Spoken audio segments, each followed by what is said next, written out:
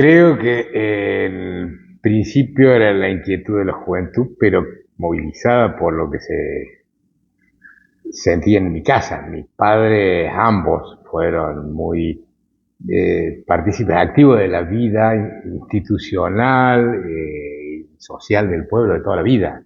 Es decir, mi papá al frente de la cooperativa eléctrica durante mucho tiempo, la cooperativa en aquel momento, lo sigue siendo con otro nombre, y de la cooperativa también la primera.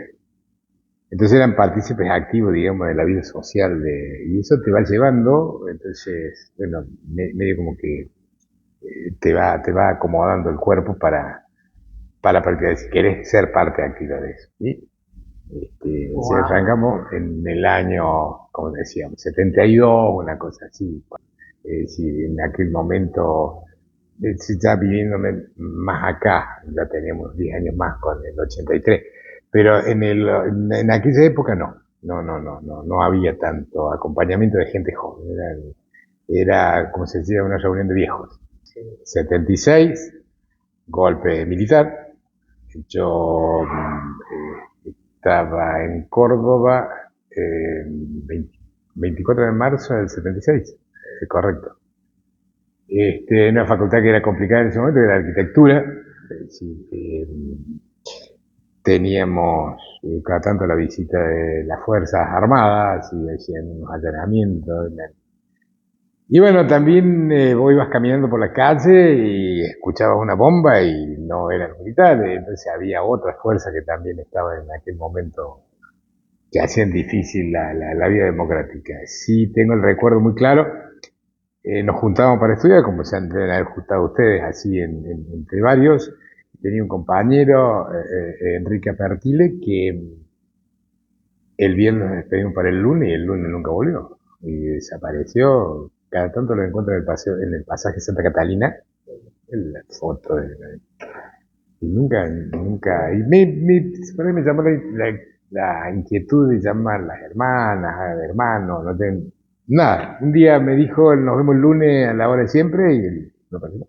Era de taller total, cuando estaba en el taller total, este chico era de la zona de Saldán, por ahí.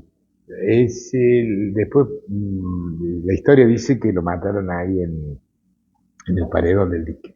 No te olvides que en esa época yo estaba más en Córdoba. Yo me vuelvo como en el 77, me vuelvo.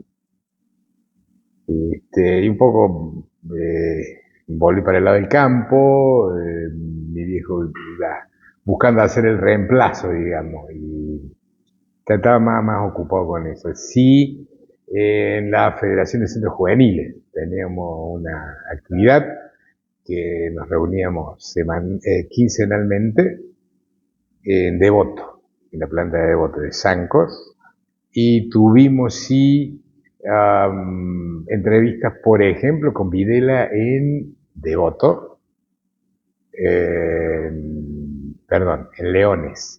Nosotros partimos de Devoto, en Leones para la fiesta provincial del trigo, en una cena para 20 jóvenes cooperativistas. Y después nosotros seguimos a Buenos Aires y al Elefante Blanco, donde estaba Macera, subieron dos de los integrantes de la delegación. Yo no subí, bueno, pero nada, en ese momento era muy normal, digamos, la vida institucional. En cuanto a si la pregunta va por el lado si yo sentí en algún momento una orientación o alguien que me indicara el camino a seguir, no lo sentí nunca, quizás porque no le presté demasiada atención. Quizás porque hay muchas cosas que me pasó en el La Salle que yo no las recuerdo. Viste que dicen que los viejos tenemos memoria para más atrás. Bueno, hay cosas de La Salle que yo no me acuerdo. Entonces, yo no tuve esa parte, digamos, de sentir la inquietud que te dijesen, eh, o te instigaran a hacer algo. No lo vi. La arquitectura, ¿no? ¿Te acordás de algo de la apertura democrática del 83, la normalización? Había mucha euforia, había mucha euforia, fue un final, bueno, la campaña eran multitudinarias, en campaña de mucho fervor, la gente quería salir de ese proceso de militares, necesitaba una libertad, digamos, de pensamiento, si querés, y esperaba con muchas ansias la llegada de la democracia, ¿no? Que la encarnaron en aquel momento parte del peronismo, el radicalismo detrás de Alfonsín, pero eran eh, el patio Olmos era completito para la San Juan, para la Vélez Arfield, los cierres de campaña eran. Pero aparte, iban a los cierres de campaña y de pronto se iba un grupo y se iban al cierre de campaña que hacían en San Francisco y de ahí se iban a de Villa María y era toda había un fervor, digamos. Y la gente muy esperanzada, la gente en la calle muy, muy esperanzada. Milité esa campaña en el 83, fue Curto intendente, yo fui como presidente del consejo. De hecho, asumí yo en el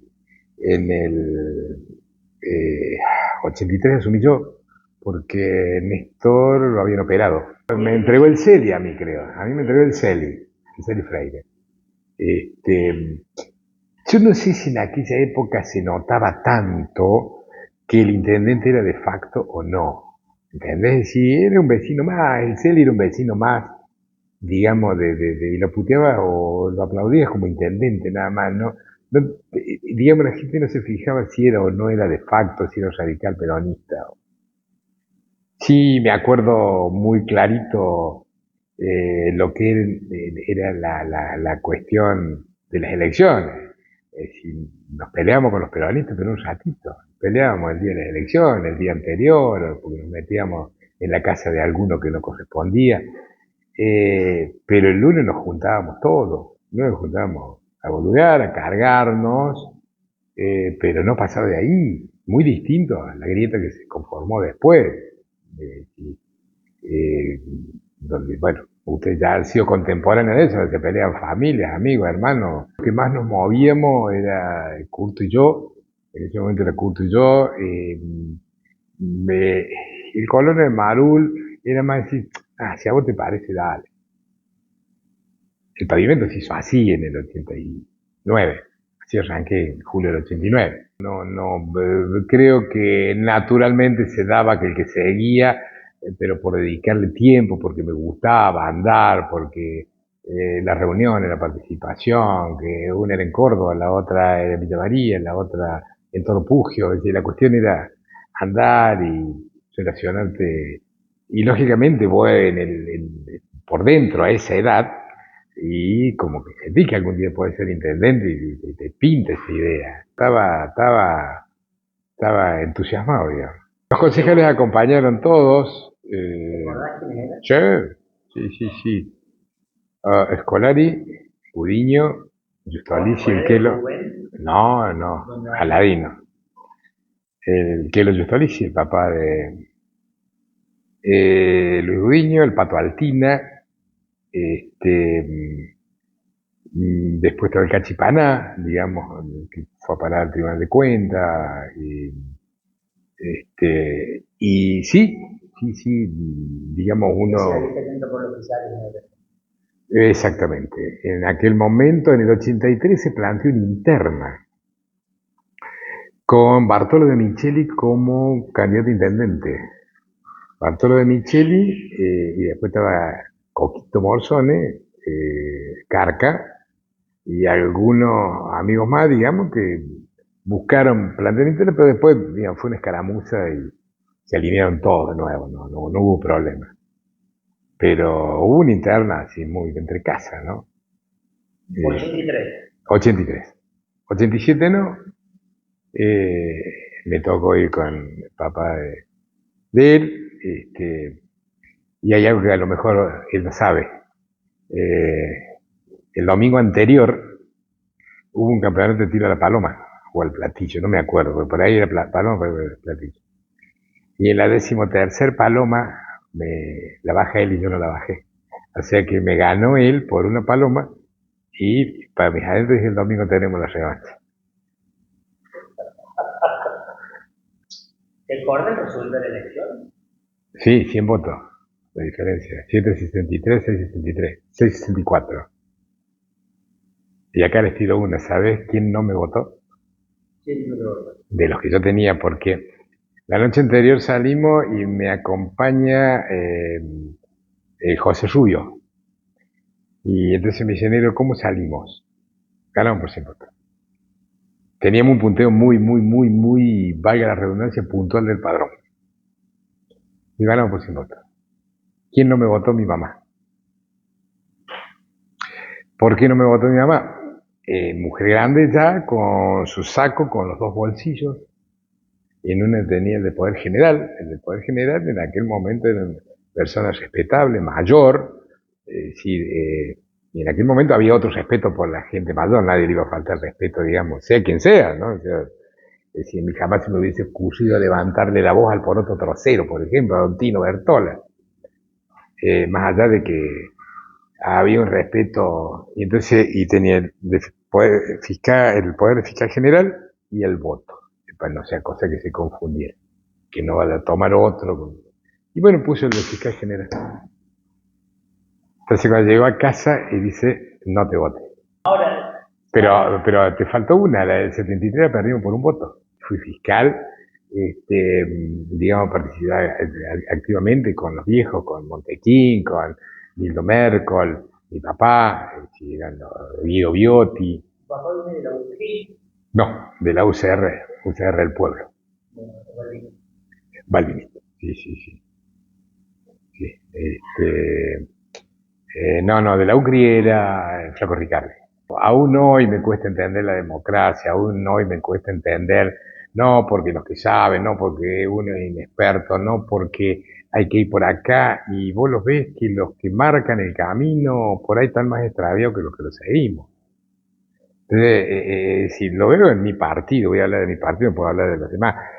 Yo veo dirigentes nuestros que o están hace 40 años en el mismo lugar, o te marcan las pautas de cómo tenemos que ser la estrategia política, y vamos achicando el radicalismo, y se fue achicando, hoy no tenemos ni siquiera entidad como partido. ¿Entendés? Es decir, no. Hemos, como grandes demócratas que decimos que somos radicales, ejercimos la democracia de una forma muy particular. Cuando el que gana gobierna y el que pierde ayuda, no, acá el que gana gobierna y el que pierde se va a la mierda. Se va a otro partido. No, yo no entiendo cuál es la idiosincrasia. Hay una cuestión que la resume muy clara. El radical es un tipo muy particular. Si no lo invitas se enoja, y si lo invitas no va. ¿Me explico? Darlo al revés. Si no lo invitas se enoja, y si lo invitas no va. Entonces, es muy particular el radical de ahora.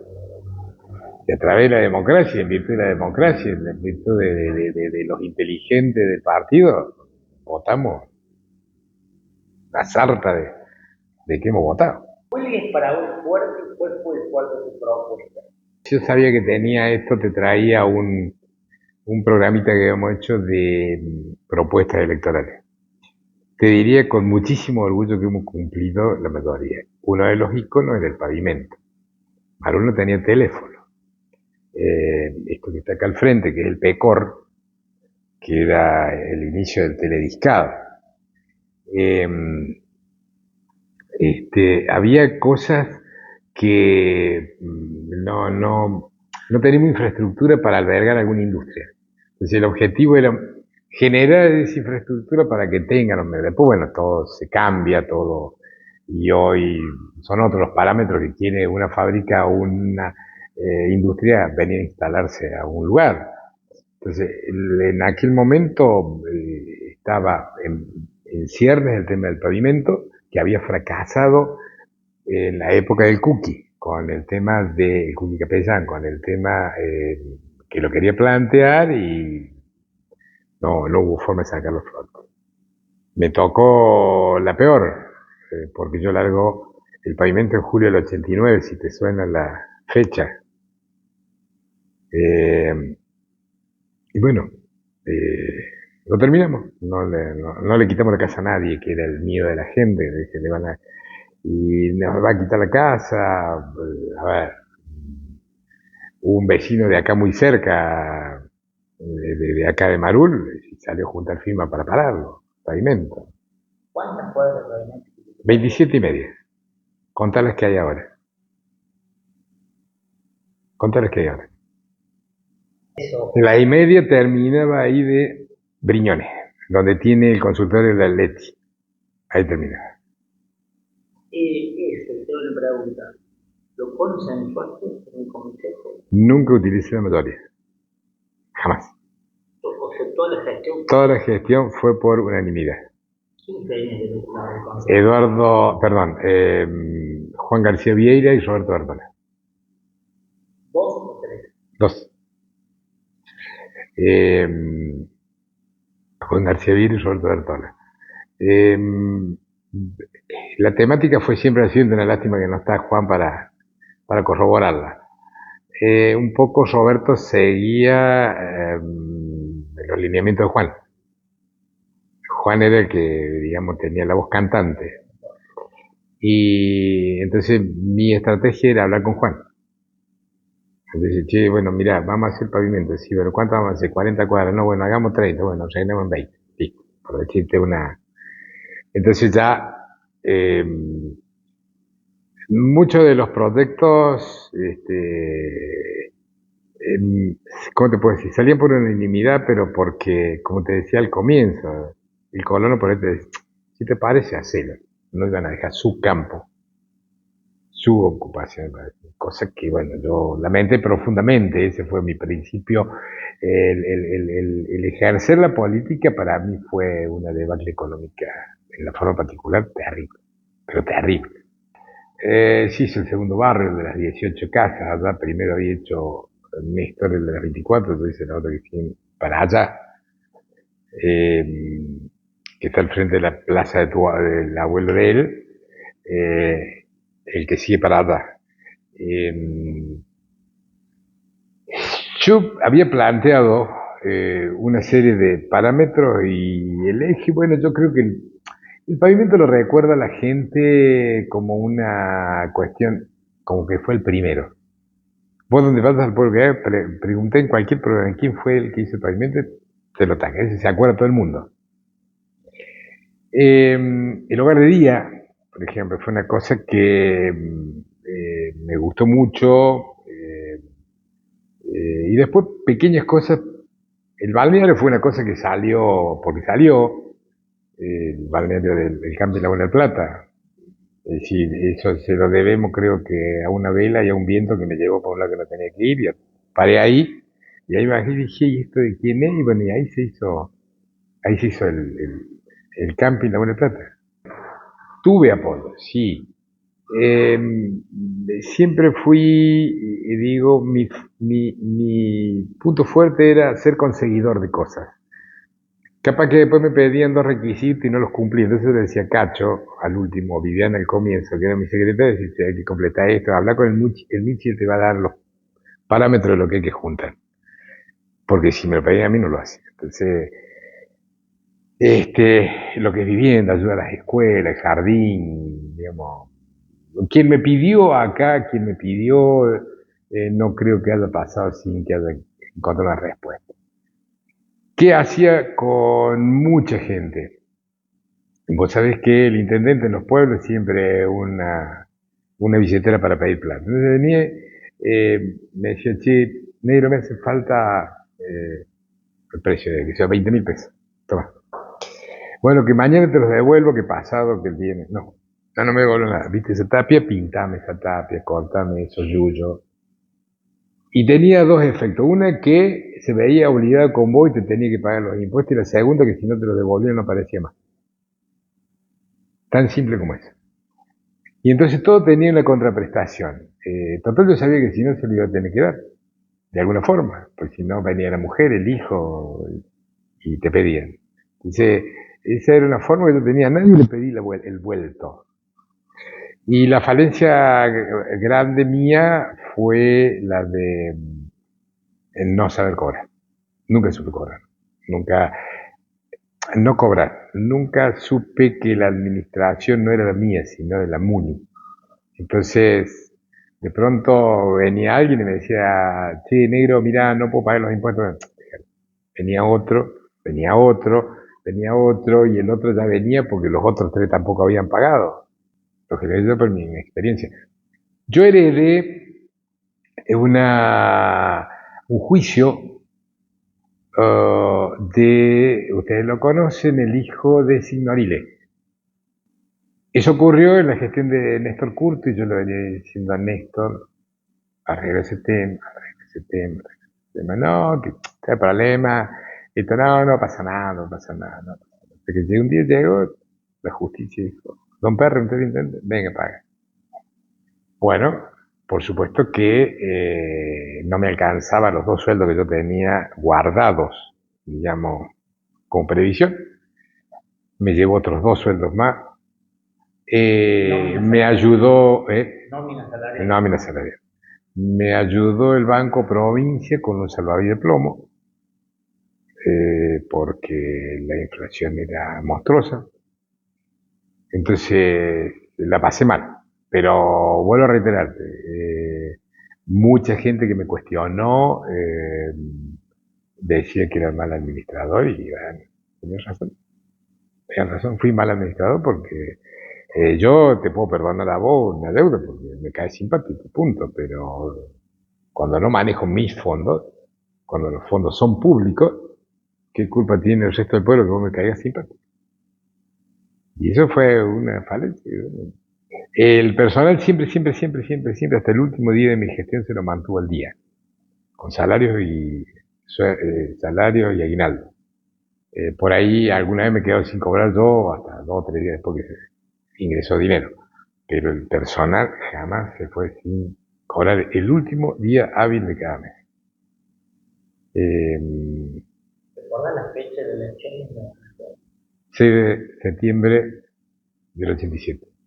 Cruzar la plaza a hombros de Chivo Navarro, por ejemplo, una cosa, y la gente al lado tuyo, y de pronto voy a pensar, che, y me podría haber tocado la otra, y perder, y bueno, y era euforia que todavía se sentía de la vuelta de la democracia, eran coletazos sí, coletazos de la primavera, sí, correcto, vos lo dijiste justo. Vinieron muchos intendentes vecinos que habían cerrado el miércoles, nosotros cerramos el jueves. Entonces vienen muchos intendentes vecinos con la barra, porque habíamos montado una barra por atrás de los candidatos a intendentes en aquel momento, a tal punto que el cierre de campaña se hizo en el club y tuvimos que poner sillas en el escenario, mesas, para comer en el escenario. Pues no había más lugar, además no había más lugar de nada, de nada, de nada, de nada, de nada. Fui el único orador con una particularidad que fue una anécdota muy linda.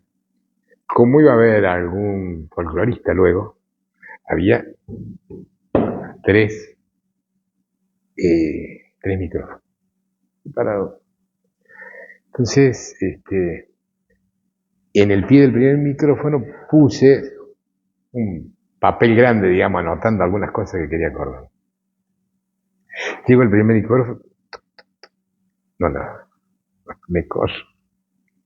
Mirando, el segundo tampoco andaba. Así que con el tercero de allá, nada, salió lo que salió. Salió lo que salió. Marul es un pueblo piemontés. Entonces tienen dos cosas que son puntuales. Una es la economía, que es sagrada, y la otra es el comportamiento humano de la persona. Creo que ninguna de las dos estuvo a la altura de las circunstancias. Así es de público conocimiento. Y bueno, creo que la gente juzgó más eso que lo que en definitiva quedó. Pero voy y le preguntaba a cualquiera, a quien sea, quién hizo tal cosa y se acuerda. Digamos, a ojo vista, digamos, de la gestión, hoy la gente valora más la gestión de Curto. Es lo que yo percibo, digamos, hay una cosa que uno cuando va siendo grande va entendiendo cómo es la cuestión de la vida y buscarle excusas a algo que no la tiene es perder tiempo, nada más. Y yo tengo muy claro en qué no satisfice la expectativa del pueblo. Es decir, las viejas de mi partido hubieran querido que me porte bien siempre, y bueno, no me salió. Eh, y los viejos de mi pueblo hubieran querido que siguieran manteniendo los dos sueldos que tenía adelantados, las dos nóminas. ¿Sí? Bueno, por uno u otro motivo, las cosas no salieron. Pero sí que me siento satisfecho porque todas las obras que planteé, todo lo que prometí en su momento, se hizo. No quedó nada por hacer de lo que se había dicho. Sí, ahí tenés el CEMPA, por ejemplo. ¿Tenés en algún momento eh, una mala relación, risidio con tu gestor político del curso? Cuando viene la gestión de Mestre, yo nunca estuve de acuerdo con el tercer mandato de Angelos. Eh, ya se venía perfilando Mestre. Por otra parte, siempre sostenía yo que evitáramos las internas, siempre lo peleé, hasta que un momento no se pudo. Y de hecho, se genera una interna Mestre Angelos. En aquel momento, Curto deslinda esa interna en su hijo Erio, mi amigo, y Peter, pensando que era, digamos, una cosa, un trámite. Le gané por 5 votos. Un interno. ¿Sabe quién es mi ladero? Chimpa Bocio y el Chivo Navarro. Ese voto Me ayudaba la Susi y el negro Budí. ¿Te acordás del año de esa interna? No, exactamente. Exactamente, sí me acuerdo que se fueron del colegio sin saludar. ¿Entendés lo que te digo? Es decir, de pronto, a ver, ¿qué te cuesta? Hemos sido amigos durante toda la vida. ¿Qué te decir? Vení, dame un abrazo, dale, la mano. Chao, negro, nos vemos mañana en el bar. ¿Qué sé yo? Nada. Fue sin saludar. Vos Ajá. estabas. Con Mestre. Porque hablando de la municipalidad entre nosotros. No, Ya estaba afuera sí, del mundo. sí, sí. Pero bueno, seguí militando. Igual yo pienso, tengo esa convicción de que la política en muchas cosas está así por la permanencia indefinida de gente que En tu gestión, vos podías divisar o recordar cuál era la demanda más concreta de la ciudadanía. la cuestión de la hiperinflación generó que me viera, tenía cola de gente esperando por distintos motivos, qué sé yo,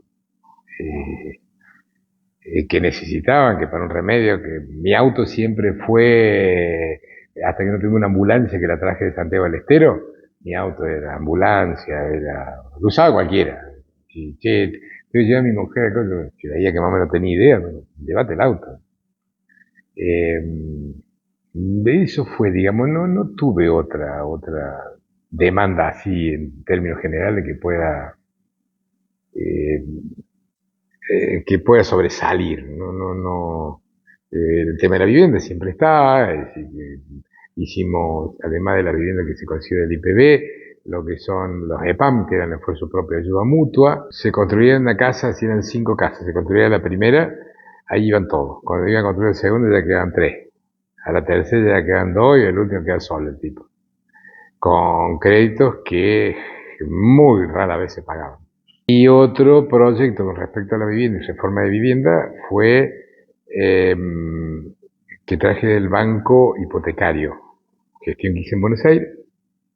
Entonces, cuando yo iba a solicitarle 10, y como este tipo estaba muy apurado porque se iba, yo estaba me acuerdo siempre, alpargatas, jean, camisa cuadro y un pullover rojo colgado al cuello, el director del banco hipotecario. Entonces llegué yo, nacional. Entonces yo llegué y le pedí, bueno, no, hice todo un speech largo como para explicarle a ver si logra sacar 10, que para mí era un golazo. Y tengo como tampoco dice, ¿te sirven 50? Sí, claro que me sirve. Claro que qué sé yo, creo que si le digo, mirá, voy a estar medio corto, me da 100, pero así. Eran, ¿cómo se llama? Créditos para reforma, es decir, si tenía que terminar de revocar la casa, si tenía que hoy todo es caro. Eh, Estoy esperando que me lo vengan a pagar. ¿Lo distribuí? Sí, sí, sí. De acuerdo al pedido que tenía, que después tuve que salir a buscar quien me pidiera más. Porque después lo reiteré, te digo con expectativa de 10, pensando que tenía 20, yo acá que me pedían, bueno, con que me dé 10 ya arreglo un poco. Me dio 50. Así que, por eso te digo, me sobrepasó la demanda, sí. Bueno, muy bueno con todo, muy bueno con todo, muy bueno con todo, con los colegios, con la policía, con los clubes. Tantas veces me pidieron lo que necesitaban, siempre. Es más, hasta el coro que era parroquial lo hicimos municipal para bancarlo con el tema de los viajes y esas cosas. Este, no sé, me parece que era Walter Merkel que lo había pedido, digamos, como para cobijarlos, para que puedan viajar, una cosa así. No, tuve muy buena relación con todas las instituciones. La básica, primordial, el hecho de lo que significa en sí la democracia, la definición en sí de la democracia, donde vos podés participar desde muy abajo hasta los más altos estamentos. ¿Qué me jode, digamos, el manoseo que ha tenido y en aras y en nombre de la democracia las cosas que se han hecho? Digamos, han sido vulneradas sistemáticamente. Eh, entonces, no hay una conducta acorde a lo que significa lo que es la palabra democracia, que es tan grande y tan abarcativa. Entonces, creo que el egoísmo personal de muchísima gente ha hecho que se vaya desmereciendo. Si vos ves gente que salta de un partido al otro y si perdí acá me voy para allá, no tiene ningún problema. Y cada vez es más, se va desmereciendo como tal, el transfugismo, claro, la borocotización. Los viejos, eso los vemos horrorizados, ¿me entendés?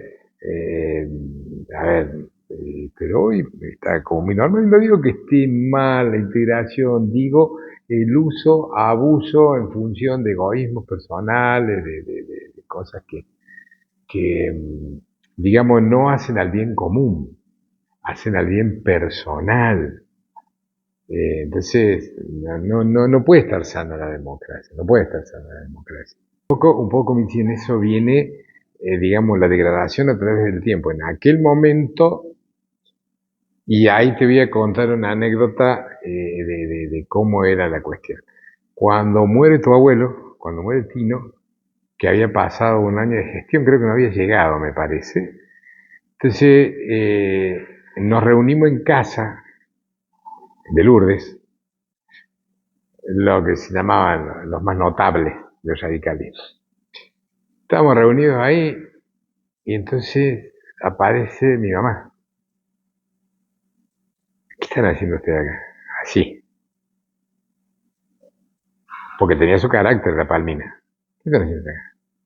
Bueno, estamos diciendo a partir de la partida de don Tino Bertola, entonces ahora tenemos que ver si participamos, ¿no?, en las elecciones, qué es lo más conveniente, tú. ¿Y por qué lo están haciendo acá? Eso lo tienen que hacer en el comité, con la participación de todos los afiliados, de toda la gente, de todos los vecinos, no es una cuestión no de ustedes 20. Entonces eso hacía que, bueno, llevábamos propuestas, por eso te digo, eh, que ya estaban armadas, si se quiere. Y bueno, cuando vos volvés por atrás y me decís cuáles son los beneficios de esta posibilidad de elegir, de ser democráticos en la elección de quién va a ser tu representante, ¿viste? Pues se ha venido mancillando a través del tiempo, se ha venido degradando. En aquel momento, por ejemplo, era la parte que yo te decía, como positivo fue, bueno, listo, se presentó Bartola de Micheli contra Néstor Curto, bueno, perdió, listo, vinieron todos, salimos juntos. Y ahí aplaudo la democracia esa parte, ¿sí? No la aplaudo ahora en donde el que perdió se fue para el otro lado, no tiene ningún problema, ningún empacho.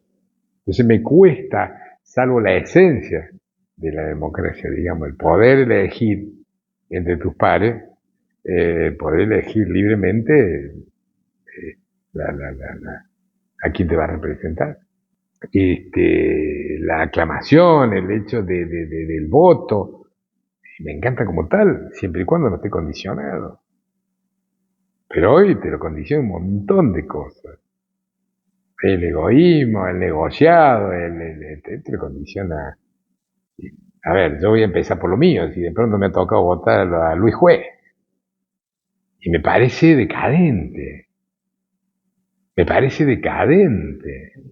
encantaría darte otra respuesta, te juro por Dios, me encantaría darte otra respuesta para decir, bueno, está vigente, está fuerte.